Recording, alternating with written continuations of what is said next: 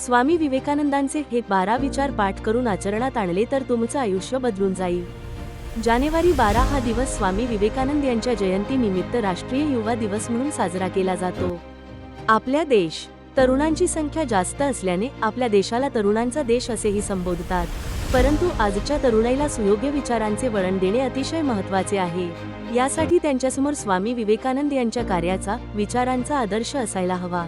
हे विचार केवळ सुविचार नाहीत तर यशस्वी जीवनाचे मंत्र आहेत। ते युवकांनी आत्मसात करावेत आणि स्वामीजींप्रमाणे आपल्या देशाचे नाव जगभरात गाजवावे, यासाठी काही निवडक विचारांची शिदोरी।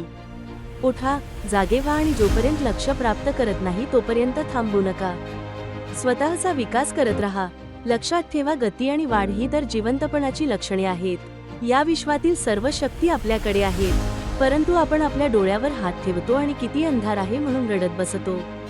सरळ मार्गी असणे हेही एक प्रकारचे पापच आहे, कारण हे पाप कालांतराने मनुष्याला दुर्बळ बनविते। कधीही कुणाची निंदा करू नका। जर तुम्हाला त्यांना मदतीचा हात पुढे करायचा असेल तर नक्कीच पुढे करा, नसेल तर हात जोडा। आपल्या भावनांनी त्यांना सदिच्छा द्या व त्यांना त्यांच्या मार्गावरून जाऊ द्या। दिवसातून एकदा तरी स्वतःशी बोला, अन्यथा आपण या जगातील एका उत्कृष्ट व्यक्तीशी संवाद हरवून बसाल।